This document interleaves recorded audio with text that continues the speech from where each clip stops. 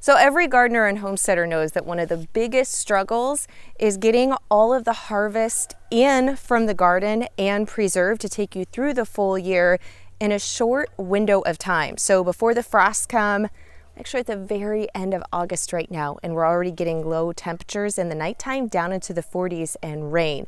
So it's kind of a race against Mother Nature, but it's also being able to find all the different ways to preserve everything when you don't have hours on end to spend, and also the way that you're gonna be using it. So today, I'm gonna be harvesting some of our carrots. You can see I've got quite a few here.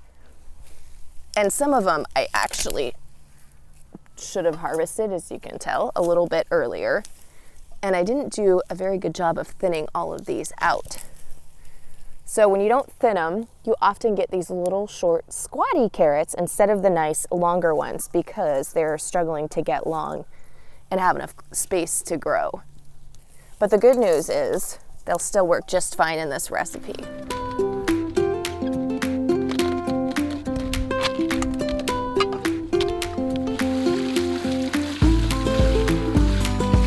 One of the other problems when it comes to being able to preserve and harvest time is we can't control the weather. And unfortunately, we've had a super unseasonably cool summer here, which means even in my high tunnel, my tomatoes are not ripening very fast. And I know a lot of times it can be hard to preserve if you only have a few of one thing, like it's not really worth it to try to can up an entire bunch of something. So what I found is working best with the tomatoes is to harvest them while they're ripe, which I don't generally have enough to bother with making a bunch of sauce at one time. So I just pick the ones that are ripe. So you can see this is off a couple of plants, but even by the time I go through all the rest of them, this isn't really going to be enough to bother with sauce making. But one of the great things about tomatoes is you can freeze these until I have enough to do a batch of sauce. So it's taking me a couple of weeks before I actually get enough, about 6-gallon bags frozen. We'll do about one full run, about 7 jars of sauce. So it definitely takes some time, and I have to have a little bit of freezer space before I can get these into jars. But you just gotta work with what nature's throwing at you some years. So one of the big struggles that comes to home food preservation is many of us don't have hours on end to preserve everything right then and there. But when it's time to harvest, it's time to harvest. So I like to use all different types of food preservation, and one of my favorites is dehydrating. I have very little prep time when it comes to dehydrating, and it also, if you don't have a lot of storage space, dehydrating is fabulous because obviously everything shrinks up as we're taking out the moisture and water content, so it makes it a lot smaller, and it's very lightweight, so I can store a lot of food once it's dehydrated, and it really doesn't take a ton of prep time. And then once you've got it drying, it may take some hours for it to dehydrate fully, but I'm not having to do any hands-on work with it. So today I'm actually harvesting the dill weed, and it's at the end of the season. So I've got a lot of dill flowers, which is great for my pickling, and I plan on using them for that. But I really love this dill weed to have on hand all year long. Well, one, it's fabulous on fish. I love putting some dill in mayonnaise and topping it on our salmon. But the real reason I like to have lots of dried dill on hand is because we have family movie night and family popcorn night with family movie night every single week. And my favorite way to make popcorn is to use dry dill weed, butter, lots of real butter, then a little bit of garlic powder and salt, and this dried dill weed sprinkled on top. It's basically like homemade ranch flavored popcorn. It is phenomenal. We eat a ton of it, and I ran out of dill last year. So I am doubling the amount of dill that I have dried and up in the cupboard. We're not allowed to run out this year. So as I said, it seems every single year in the garden, we have a little bit different weather and you have different battles. This year has been unseasonably cool, both at the beginning of the summer, and we really didn't have much of a summer. And now we're having an early fall-like weather. Normally, I wait until all of my onions are ready to harvest and I pull all of them at once and do the curing process so that they'll store in the pantry without me doing any other work. But if you live in a cooler or more northern climate, we're running out of time because they're super late this year, and I don't want to have to cure. I don't even remember. I think I have close to like 80 onions in the garden, and I'm not going to have space in my living room near the wood stove to cure them if I wait until all of them are ready.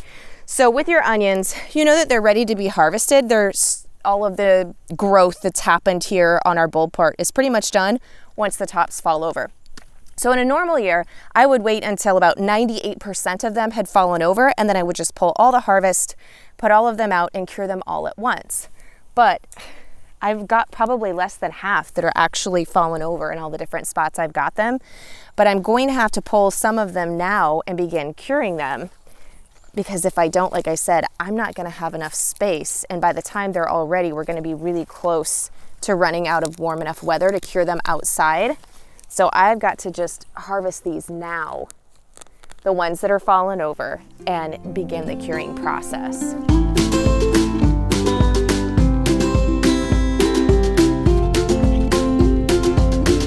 So even though it's kind of wet, we still at least have some airflow through here. Definitely is not a warm enough day to technically be a curing temperature day, but we're supposed to get back up into the 80s this week, so I know that those warm temps are coming. So if you want to watch the video on how to cure onions like step by step, I'll link to that in the video description and you can go and check that out.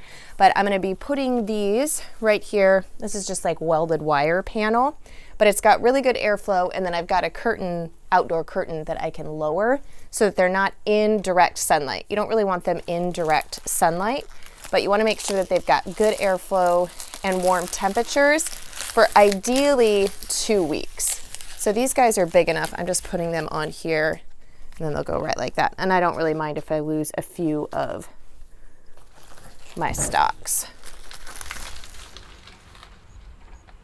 So as much as I love canning, if I had to pick a favorite form of food preservation, it would definitely be canning. But those of you who went through either my free video series or are in my full home canning with confidence course know not everything is safe to can. And summer squash, I've got zucchini here, is one of those items. Now, yes, you can use zucchini in specified pickling recipes as well as relish, but you can't pressure can it. So one of the things with food preservation you really want to think about is how are we actually going to be eating this in meals throughout the year? Because if you have just a bunch of stuff preserved and you're not actually using it and cooking with it, then like what's the point? So I like to flash freeze my zucchini, which is why I do can so much and dehydrate, because my freezer space is at a premium, but this is one of the things that I do. So you definitely want to make sure when you're doing it in this format, I've got this in quartered, some halved if it was smaller zucchinis, but a lot of this is quartered, is you do want to make sure that you blanch it first in boiling water for 3 minutes, then dunk it in an ice water bath, cool it off really quick, and then flash freeze it. And the reason that you want to do this is for almost any vegetable. I don't do it when I'm grating it. If I'm grating this zucchini to use in breads, then I don't bother with blanching it. It's just fine for it baking in cakes and things like that. But this I like to put into soups and stews. And actually my favorite thing is to add this to a red coconut Thai chicken recipe. And so I add a couple of cups of this right into the chicken when it's cooking into that sauce. And that way the kids don't actually know that they're getting zucchini, especially for my older son who is extremely picky. But it gets a good vegetable serving in there. It kind of helps give the sauce some texture and thickens it up a little bit. And it's one of our absolute family favorites. So I like to make sure that I have a lot of this done up in that manner. So this has just been, I blanched it. It's not quite frozen solid, but it's frozen enough that it's not going to stick together. So usually we'll do a flash freeze like this for about a couple of hours in the freezer, and then I go ahead and bag it up. Now you can totally vacuum seal these if you want to. I generally, the first couple of bags I don't vacuum seal because I know that I'm gonna be getting into these and using it within the first few months. The ones that, once I get the first bags up, then I'll vacuum seal some if I've got more that I'm putting up to last longer. But a Ziploc bag works just fine. Now, many of you guys have been asking me how I preserve my eggs for the winter months when the chickens are not laying anymore. And I preserve mine by freezing. Now, Some people like to cook them up and dehydrate them. Other people like to lime their eggs. I don't really have much storage space or bucket space. I've not done the lime preservation method. So instead, I just use these silicone baking little liners here that are reusable. And I take 1 egg per here, whip it up. You have got to make sure that when you are doing this with the egg, do not just drop an egg into this muffin tin and then freeze it. If you do that, the yolks are really, when they thaw, they're very rubbery and they're kind of solid, and it doesn't matter like how much you are to whip them into a cake or to a batter or anything like that. They never fully dissolve and cook. So you'll get like these bites of this weird egg yolk rubber texture, which is kind of gross texture wise. So make sure that you whip it together like you would if you were doing scrambled eggs, but you don't have to add any milk or water or anything like that. Just whip it together. And I like to do 1 egg just like this and flash freeze it. So then I know whenever I'm making a recipe, one of these is 1 egg and I don't have to do any type of special calculations or measuring. And so I will do this. And again, this is one of the things that I use our freezer for, but because we can dehydrate and ferment so much, I have got room in my freezer to do this. And these will last us all the way through springtime, especially through holiday baking, which is when I tend to use a lot of eggs in the wintertime as holiday baking season.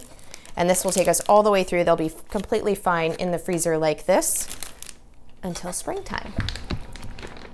So for a full step-by-step on all the different ways that you can dehydrate your herbs, you want to make sure that you check out that video.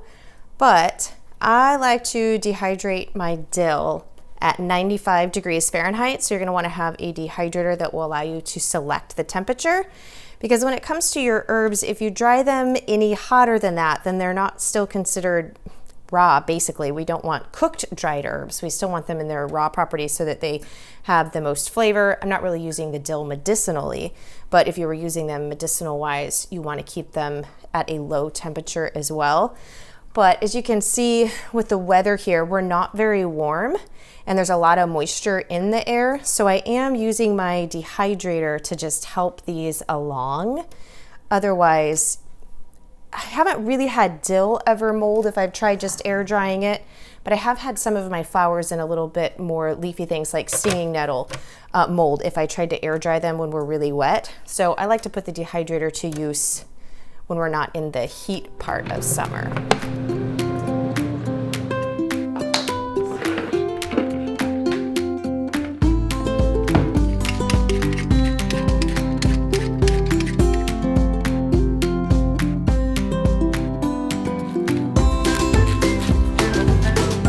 So one of my favorite quick forms of food preservation, especially with items that don't really lend themselves like cabbage to canning. So you can see this is actually a decently small head of cabbage, but if you have this onion and this cabbage and these carrots, if I have more than a few of these, it's gonna take up quite a bit of space in my fridge.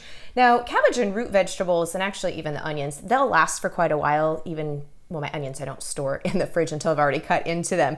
But the cabbage and the carrots, they'll last for quite a while in the crisper drawers, but they take up a lot of space.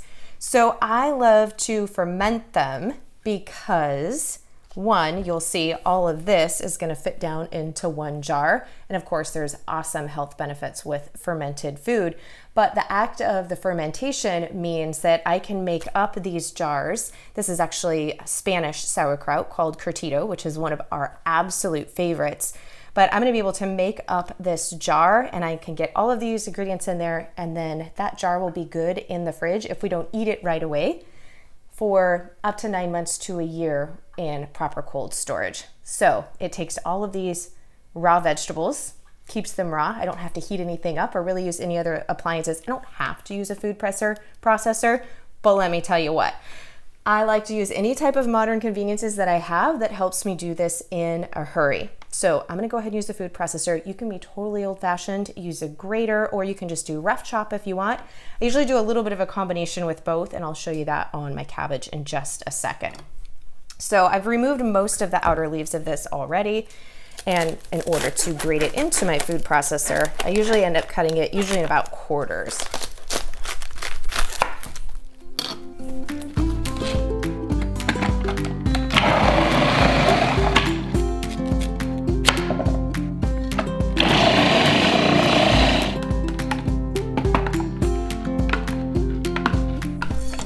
you'll notice that I did not do all of the cabbage, and these were a couple of pieces of the carrot that obviously didn't get grated in there.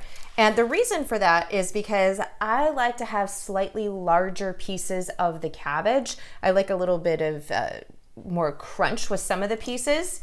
So I usually shred up half the cabbage, and then the rest of this I just rough chop. So then we've got, like I said, a little bit different variation in those sizes.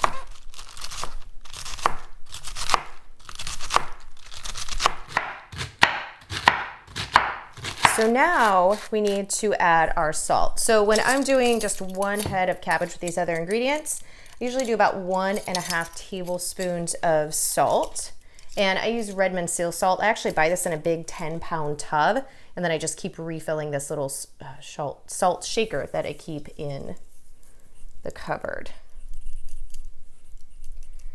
Now we need to really massage that, so you don't really have to worry about stirring it until you add the salt. And really, your best tool is just to get in there with your hands. So you just really want to massage and mix that salt in with all of our veggies here.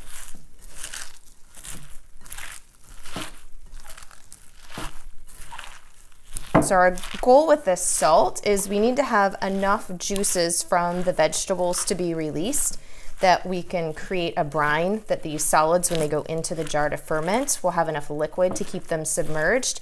And then we also are using the salt. One, obviously you can see this is already starting to get really juicy as I'm working this salt in. But the salt also helps to keep any bad bacteria at bay until the good ones can take over in our ferments. Okay, that actually is getting moisture pulled out really quickly. So we're gonna let this set so the salt can continue to pull out the moisture for everything for about 30 to 60 minutes. So one of the things I like to do, some of these scraps I'll actually take out, like I'll take out the cabbage. I don't like to use cabbage in my vegetable broth, or even when I'm doing chicken broth. Cabbage imparts a pretty strong flavor and not one that I really want in my broth. So that I just will save in a bag and take out to the chickens or the pigs. They both actually love them. But with these onion skins and these pieces of onions, you can see I've got a bag here. I just throw them into this bag, and then whenever I am ready to make up a big batch of broth, let's see, that is still some good cloves of garlic there. But I've got all of these onion skins and garlic skins. Like with most fruits or vegetables, a lot of the nutrients is actually in the skins, and it gives your broth really good color and also flavor. Plus this way, when it comes to broth making day, I don't really have to prep a ton of vegetables. I can just dump it and go. Okay guys, so you can let this go past 60 minutes. It's usually within 30 to 60 minutes though that you've got enough of the liquid pulled out of the vegetables to create your brine. Now, right before we start to pack this into our fermenting vessels, this is one of the best parts of this whole recipe, and that is fresh oregano.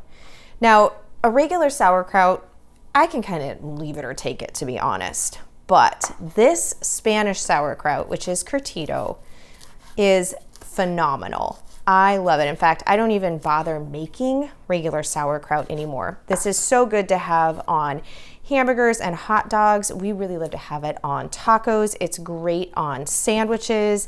I like it with scrambled eggs. It is just delicious, and adding in all of these other flavors just takes it to a whole new level. Plus, you're getting all of the wonderful gut-friendly bacteria and probiotics from a ferment. Now, this is just one of the recipes that's inside my whole fermenting course that is part of the Pioneering Today Academy, which is my membership site. And we are open for new members. We only open a couple of times a year. So make sure that you go to melissaquinones.com/PTA or the link below to check out everything that's included. But we've got step-by-step fermenting.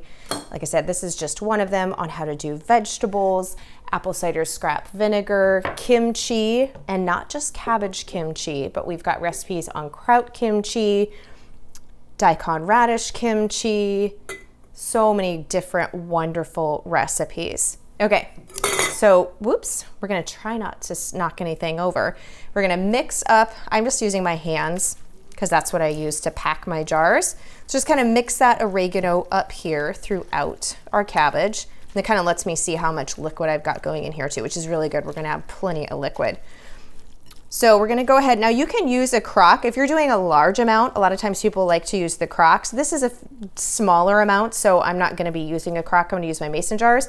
Actually, I don't have any more of the half-gallon mason jars empty right now. The rest of them have other kimchi and ferments I've been putting the cabbage to use during doing fermenting that are already in the fridge.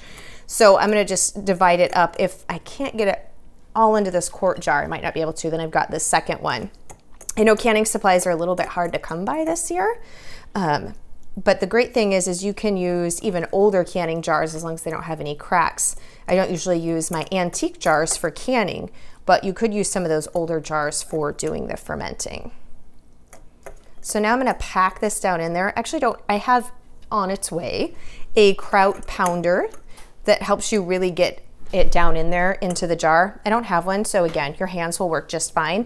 But we're really going to press on this so you can see how much more I can get in there, and I've got a great liquid line, which is what we're after. I like to use the wide mouth because, as you can tell, I would not be able to press my hands in here if I was using a regular mouth jar.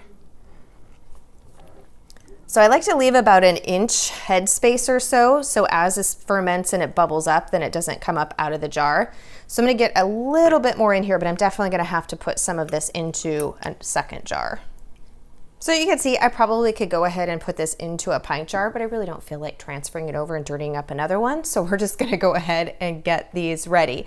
So we wanna ensure that all of the solid vegetable material sits beneath that liquid line as this is fermenting. Otherwise, it will mold, which we don't want. So we wanna keep everything submerged. So you've got a couple of options. This is a specific glass fermenting weight. I like this one because it has the little finger handles there so I can easily insert it and pull it up out of the jar. So these work great. I'm gonna use this one here on the more full jar. So I'm gonna put that in there, and you can see the weight just alone right there has raised that liquid level all the way up, and then this fermenting weight is also keeping any of the solids from coming up. So it's kind of working both ways. It's pushing the liquid level up, it's keeping the solids down, which is what we're after. But if you don't have one of those, you do have options. Some people will use a Ziploc bag that's filled with water to act as a weight. I'm not opposed to using plastic. Obviously, you saw I used a Ziploc bag when it's in the freezer, but I try to minimize my use of plastic. So this is just a old glass food baby jar. And when I mean old because my children are definitely 10 plus years. So I just have this little glass food baby jar. It works great. I need to put a little bit of water in here though, so that it has enough weight, because the jar alone isn't quite enough weight to push the solids down in this one. So we're gonna go ahead and set that in there. And this works better too if you don't have quite it high filled with solids, because obviously this jar is a little bit taller than this other weight.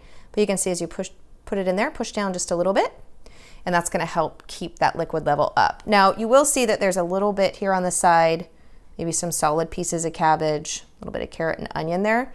So you do kind of wanna make sure that those are pressed down. So up next, we have to talk lids. Now, one of the things that you can do is you can use a metal canning lid.